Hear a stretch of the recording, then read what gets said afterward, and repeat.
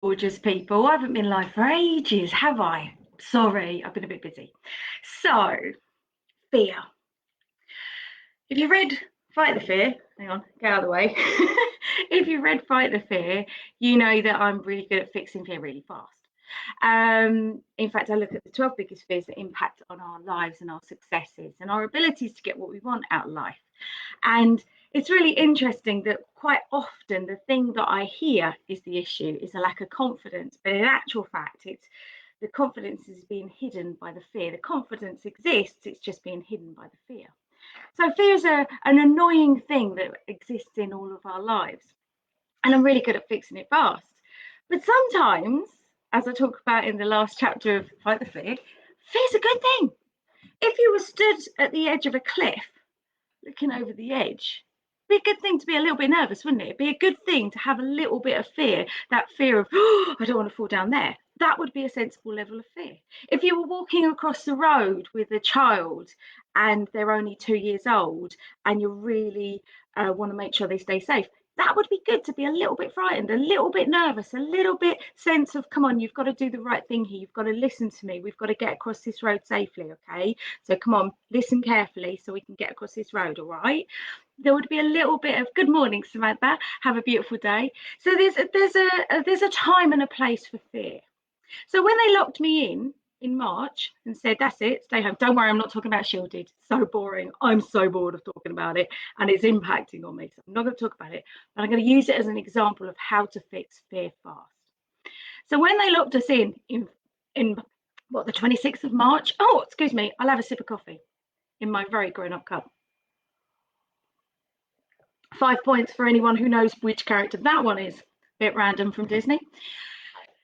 So when they locked us in the middle of March, you get this big long letter.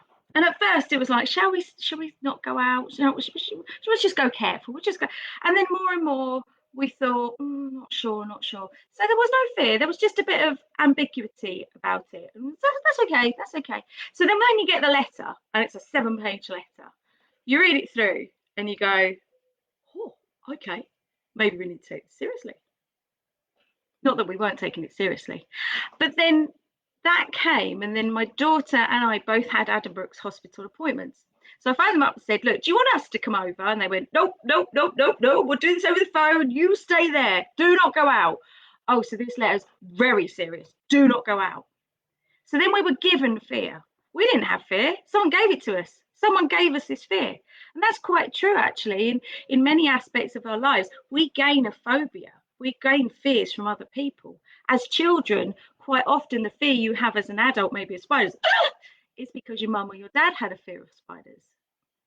If you're frightened of going over bridges, it could be that every time you got in the car, your mum was sat there like that. No, it's absolutely fine. This is really great. I love journeys like this. So we can inherit fears from other people. But that's not just something that happens as kids. We can inherit that now. We can inherit a belief about something that we absolutely believe to be true because other people around us, the network that we feed off us, tells us you ought to be frightened of that. That's not a good idea. Don't do that. Don't get involved in that. That's not good. Don't do that. So we're given fear. Okay. I love this analogy. I could go on with this for hours. Don't worry, I'm not going to. I've got work to do. So the point is that sometimes when we're given fear, it's a good thing. It's a good thing to be given fear. Now, let's move on 4 months, shall we? I've not had my unshielded letter yet, but everyone I've spoke to has said, no, Mandy, don't go out there. You are not going out there. Your risk of death hasn't changed. Nothing has changed. So I need that letter. Because if you want to fix any fear in your life, you need 2 things. You need the confidence to be able to do it, but then you need the skill set. And right now, I have the confidence to do anything on this planet. You set me any challenge, nope, and I'll do it. But I don't have the skill. I don't know if I should go out there. At the moment, the specialists will say no and blah, blah, blah. But if that was to change, I would need skills. I would need equipment. I would need a mask. I'd probably need hand wipes. We don't use them because we just wash our hands normal amount of times because we don't go anywhere. So for those people with dry hands, we don't have that. Okay, there's a good point. The point is that any fear you have in your life can be got rid of very fast when you understand how it impacts on you Morning, Sue. God, I miss you, beautiful lady. When you understand how it impacts on you, what it does to you, how does it impact on your actions? How does it impact on your emotions? How does it impact on your results? What does that fear do? And when you understand that, then you can start to go, right, what will give me the confidence? Obviously, it's people like me. So message me anytime you do something scary. I'll help you, right? It's the confidence, the people, the things, the environments that give you confidence. That's why I love the BWN. And that's why I know we are seeing people grow their businesses despite this, because we give them the skills and the confidence to be able to do that. So we get, when you find your fear, understand how it impacts on your confidence and fix that, and then understand what skill set you need. Perfect example is public speaking. If you're scared of public speaking, suddenly being confident isn't going to fix the problem. You're still going to go out there, you're still going to and you're still going to read from a piece of paper, you're still going to bore me to death with telling me all the wrong stuff that's not going to interest me. If, on the other hand, you come and work with me and we go, right, I'm really not very good at this public speaking thing. I try and say far too many things. So I'm pretty bad at it, says Mandy, muddling up her words. But muddling up words isn't a problem in public speaking.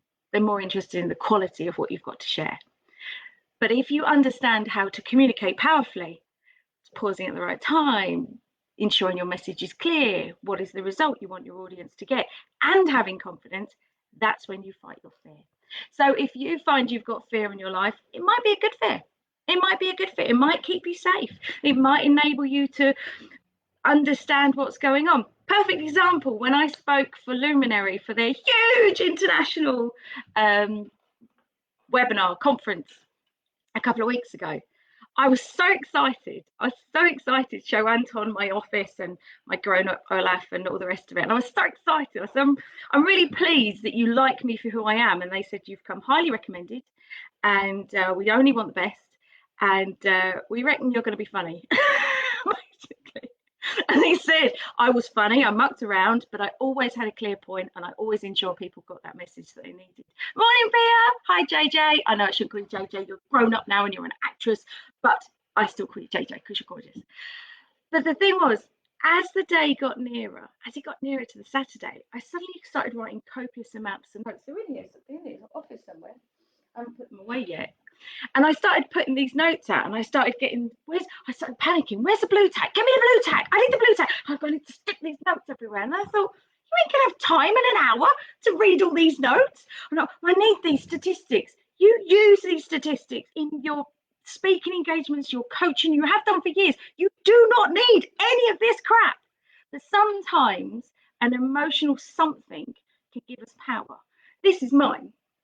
This is my bracelet. It has my son and my daughter's name and their fingerprints on. And I've worn it since they were about 2. Yeah, since they were about 2, I've worn this. And I love wearing this because it's my power. Anytime I think I can't do something, I'm reminded of what I've been through, what I've achieved. And there's 2 people that need that role model that says, guys, whatever you want to do out there, you can do it. Another one that does it for me is this. Let me tell you about this big, powerful boat. It's not a big, powerful boat, it's a tiny boat. That was taken in 1941. Not the best of years, but my granddad, show your granddad. So this is how you fix fear. This is how you fix fear. You look for the things that inspire you. So this is my granddad. This is Mr. Questions. This is where I learned my questioning skills. I reckon he was Da Vinci in another life, right? So this guy in 1941 got to be on that boat. Not the biggest of boats. Apparently they had one gun. One gun. That's it. That's all they had. And what they would do is they would go from Scotland up to Iceland. And yes, he was in the Merchant Navy. And he would tell me the most amazing stories, or the most horrific stories, depending on your viewpoint, about how there was a bunch of boats. Theirs was one of the smallest. And they would be going along. And then obviously one would get attacked and blown up by the subs, the German subs, and they'd be gone. And you just kept going. You just had to keep going. You just had to keep going. And I remember him telling me about how people used to not listen to their boss and they put their hands on the rails. And I'd say, don't touch the rails. Why don't you touch the rails? Because they're frozen and you get stuck to them and people lost their hands and things. He told me all these different stories. And there's some things in life we should be frightened of, and there's some things in life we shouldn't be frightened of. One thing Grandad taught me was I should always be a bit nervous of the sea. He told me the day that you have no fear of the sea is the day that you are in trouble. See, another example of when fear is good for us. So, whatever you do today, trust me when I say you can achieve more. I have never met a client. I work with amazing people, millionaires and international speakers and then start up businesses and people who are treated really badly by the bosses and everybody in between. And now I've never met a person who couldn't achieve more, who sat before me in this form and said, I can do this, can't I, Mandy? Of course you can do this. But it's about getting that level of fear just right.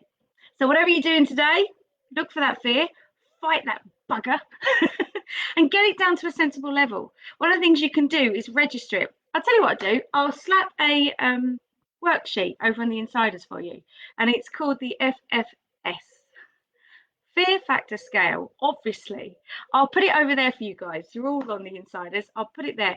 And what you can do is, if you're going to do something that scares you, say for instance, you're gonna turn around to the boss and say, I want a pay rise. Really scary. Or you're going to ask for more money from people you work for. Really scary. Or you're going to phone somebody up who seems interested but they haven't bought yet, right? Use the fear factor scale to understand how big your fear is and then monitor it, because I know, not can guess, this is fact. I can do tangible results with your fear. I know that I can get your fear from like a 9 and a 10 or a 10 down to a 2 or a 3. 2 or 3 is a good place to have fear. That's a sensible level. That's a, oh, we're still at the edge of the cliff. This is a bit scary. All right. So have a beautiful day, whatever you're doing. I'm about to do a BWN TV interview with Jane Meek from Spritz Monkey. So that'll be very civilized and grown up. No, it won't. We'll be mucking around, but we are going to talk about security, cyber security in there as well at some stage. And then I'll be at the BWN. So I'll see you there. Have a beautiful day, whatever you're doing. Morning, Ellie. Oh my God, the best people in the world are watching. Have a beautiful day, whatever you're doing. And if you get along to the BWN, Jen's in charge today. So just message her and she'll get you in. Have a lovely day.